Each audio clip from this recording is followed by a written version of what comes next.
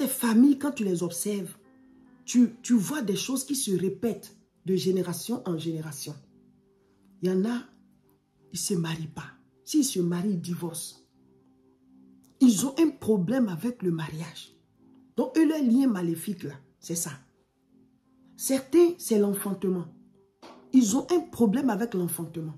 Soit c'est difficile d'enfanter, ou bien chacun a un fils unique, ou bien une fille unique. Ou alors, l'enfant, il doit être malade, ou bien à un certain âge, quelque chose doit lui arriver. Il y a des familles, l'enfantement, là, c'est un problème pour eux. Donc, si ça se répète sur plusieurs générations, ou bien dans la vie de plusieurs personnes, c'est un lien maléfique de famille. Il y a des familles, leur lien maléfique, là, c'est au niveau des études. Tout le monde doit s'arrêter à un certain niveau d'études. Personne ne va au-delà de ça. Quelque chose que tu vas faire arriver à ce niveau-là, ça va bloquer, tu vas arrêter les études. Donc, si ça se répète dans la vie de plusieurs personnes dans la famille, il faut repérer ça, c'est un lien maléfique de famille. Donc, vous allez observer votre famille et vous allez voir, il peut y avoir des petites choses qui arrivent dans la vie des gens et c'est différent d'une personne à l'autre. Parce que, voilà, ça peut être des maladies, ça peut être des petits malheurs, des petits problèmes. Mais si ça se répète dans la vie de plusieurs personnes, dans votre famille, dans votre grande famille, ça veut dire que ça, c'est un lien maléfique de famille. On transmet ça. C'est un transfert qui se fait. Donc, ça doit être coupé dans la prière. Alléluia. Il faut que quelqu'un se décide à briser ça régulièrement dans la prière et à appeler à l'existence le contraire. Si ce sont les divorces qui se répètent chaque fois sur vous, parce qu'il y a des familles, les gens ils se marient, mais forcément ils vont divorcer. Donc ça devient une grande famille de divorcés seulement. Ça aussi c'est un lien maléfique. Si tu observes ça dans la vie de plusieurs personnes, ça veut dire que c'est un lien maléfique chez vous. Je ne suis pas en train de vous effrayer, hein. C'est comme les maladies physiques là. Il y a des symptômes. On dit à tel symptôme, ça veut dire que ben, tu as telle maladie. Donc, il y a des symptômes que si vous observez ça sur plusieurs personnes, ben, ça veut dire que c'est un lien maléfique qui est dans votre famille. Vous devez briser ça par la prière. Parce que ce n'est pas quelque chose qui est physique pour dire que où est le malheur, on va attraper ça pour jeter. Non, c'est spirituel. Mais c'est comme ça suit chacun. Et comme c'est le spirituel qui attaque le spirituel, toi qui es devenu chrétien, c'est toi qui dois attaquer ça dans la prière. Il y a des familles où les gens ils doivent mourir à un certain âge. Ils ne dépassent pas. Mais dans cette fourchette-là, ils doivent tous partir.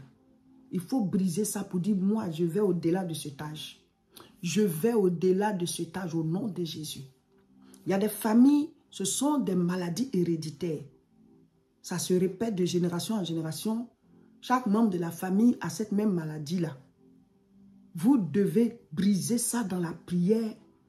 Et chaque fois que tu pries, tu dois boire le sang de Jésus.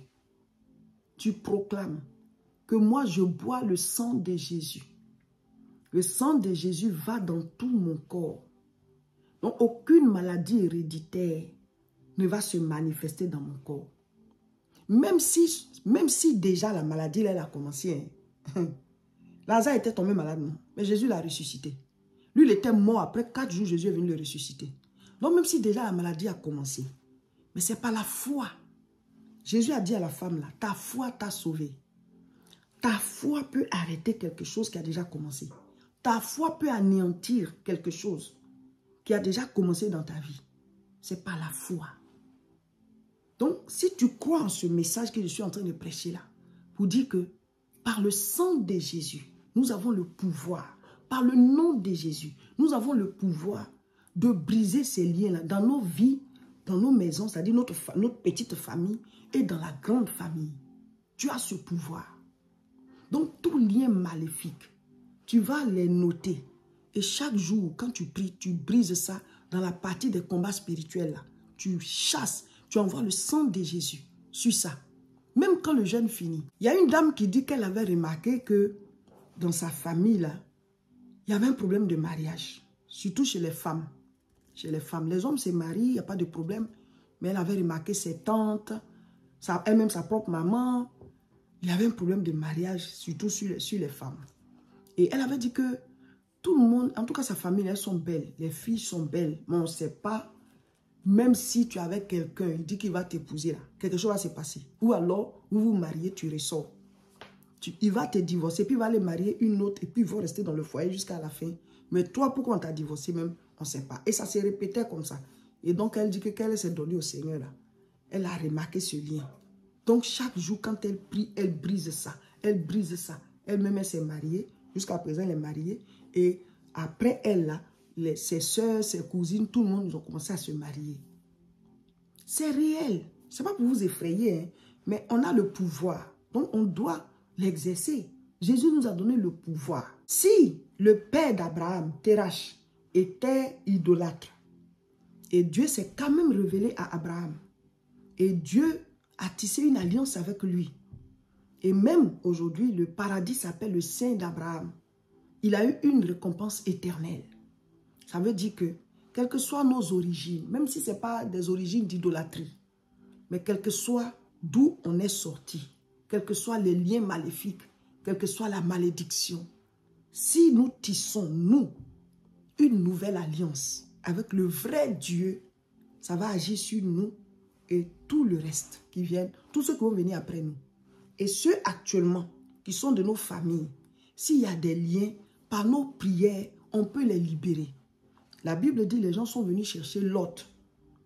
Tout le village où Lot était là, il y a eu la guerre et ils les ont pris en captivité avec Lot. Abraham a pris son armée, ses serviteurs là, ils étaient plus de 300. Donc c'était comme une armée. Ils sont allés combattre et ils ont libéré Lot. Ça veut dire quoi? Nous les chrétiens, nous qui avons accepté Jésus, nous pouvons combattre spirituellement et libérer chaque membre de notre famille de ces liens maléfiques desquels ils sont captifs, qui bloquent leur vie, qui bloquent les mariages, qui bloquent la santé, la réussite, les réalisations. Si dans votre famille, on ne réussit pas, tout le monde est fauché, tout le monde est dans la misère, ce n'est pas normal. Dieu n'a créé personne pour la misère. Ce sont des liens maléfiques. Ce sont voilà, des répercussions des autels d'idolâtrie. Juge 6, verset 25. Dans la même nuit, l'Éternel dit à Gédéon, prends le jeune taureau de ton père et un second taureau de 7 ans. Renverse l'autel de Baal qui est à ton père et abat le pieu sacré qui est dessus. Dieu parle à quelqu'un qu'on appelle Gédéon. Et il lui dit que son papa a des idoles là, qu'il aille abattre ça. Alors, ça ne veut pas dire que vous devez aller abattre les idoles de vos parents, de vos familles. Non. Ça, c'est de manière physique, ça s'est passé. Mais nous, on est dans le milieu spirituel. Cette semaine, on dit qu'on a la domination dans le monde spirituel.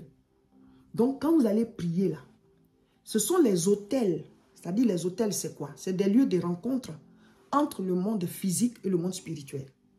Quand, par exemple, on dépose des gris-gris, ça veut dire que l'homme veut rencontrer des esprits à cet endroit. Ce qui fait interférer le monde spirituel dans le monde physique.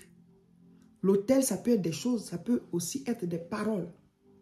Si on a proclamé des paroles, c'est quelque chose qui fait entrer le monde spirituel dans le monde physique. Donc, Dieu dit à Gédéon que son papa a un gris-gris là, qui invoque Baal, qu'il aille détruire ça.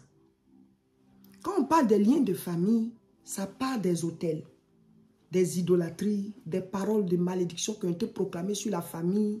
En tout cas, il y a une origine. Donc, quand vous priez, ce n'est pas que physiquement, tu vas aller jeter gris-gris de quelqu'un. Non. Mais combattez les autels qui parlent contre votre famille. S'il y avait eu des sacrifices, des choses, des libations, ce sont des choses, l'eau a coulé, mais ça reste dans le monde spirituel. Donc, nous, on ne peut pas savoir, mais tu pries, tu dis tout autel qui nourrit ces liens de famille-là, je les brise maintenant. Je verse le sang de Jésus dessus. Je mets le feu du Saint-Esprit. Tout autel qui nourrit la malédiction, qui nourrit la pauvreté, qui nourrit le divorce, le célibat, tout ce que tu observes chez vous là, c'est-à-dire c'est nourri par quelque chose de manière spirituelle, de génération en génération.